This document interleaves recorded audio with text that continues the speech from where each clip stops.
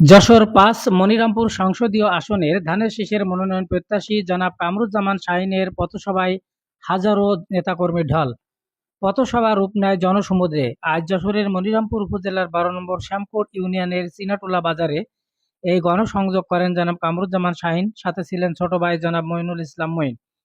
এ সময় উপস্থিত ছিলেন অ্যাডভোকেট মুজিবুর রহমান, সলিমপুর ডিগ্রি কলেজের সহকারী অধ্যক্ষ আবুল বাশার, ১২ নম্বর শ্যামকোট ইউনিয়ন বিএনপির সিনিয়র যুগ্ম সাধারণ সম্পাদক মফিজুর রহমান নয়ন, পৌর স্বেচ্ছাসেবক দলের সদস্য সচিব মাসুদুর রহমান সহ অসংখ্য নেতৃবৃন্দ। জনাব কামরুজ্জামান শাহীনের গণসংযোগে বিভিন্ন স্লোগানে মুখরিত হয়।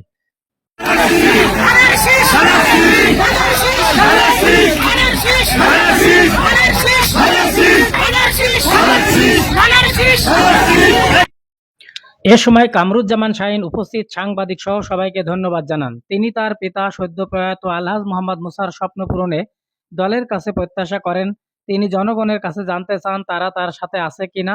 উপস্থিত জনতা এক বাক্যে বলেন সবাই তার পাশে আছেন। তিনি সন্তুষ্ট প্রকাশ করেন এবং তিনি তার উত্তর পেয়েছেন বলে জানান। আজ আমার বাবার কিছু স্বপ্ন ছিল, যে স্বপ্ন বাস্তবায়নের জন্য আমরা দুই ভাই আপনাদের সাথে করে নিয়ে বিভিন্ন জায়গায় ঘুরতেছি।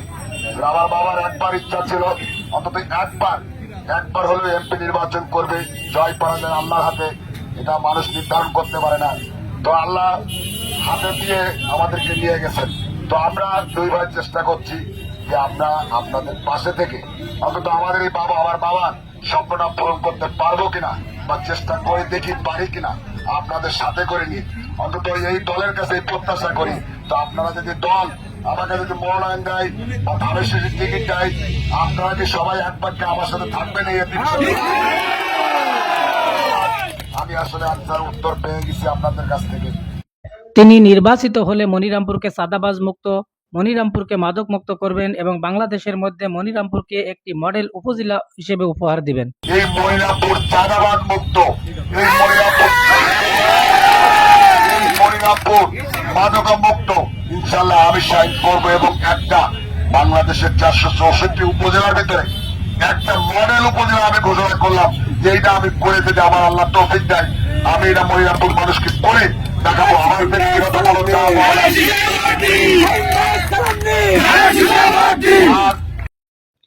আর দল যদি আমাকে না বোঝে, আমাকে নমিনেশন না দেয়, যে ধানের শীষের টিকিট নিয়ে আসবে, আমরা সম্মিলিতভাবে ধানের শীষের প্রতীককেই জয় করতে হবে।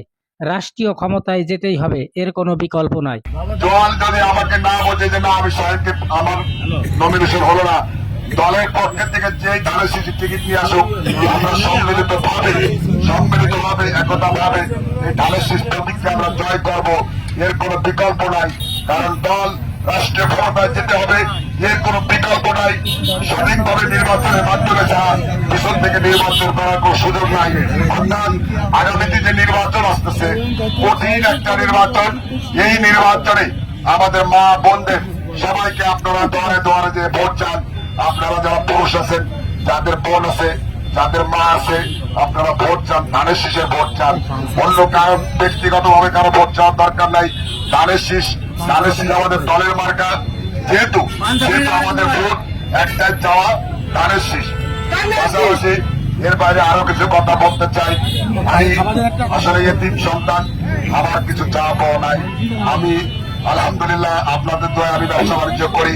আমি আজকে আপনাদের মাঝে কেন আমি এই শুনে চলে আসতেছি, সেটা আপনাদেরকে বোঝা উচিত কেন শাহীন আপনাদের কাছে আসতেছে। আমার কোনো লোভ লালসা নাই, আমি আপনাদেরকে ওয়াদা দিলাম, এই যতটুকু যদি আমার আল্লাহ পাক সুযোগ দেয়, আমি অবশ্যই আপনাদের সাথে নিয়ে এই মনিরামপুরের ভাগ্য উন্নয়ন করার জন্য যত কিছু প্রয়োজন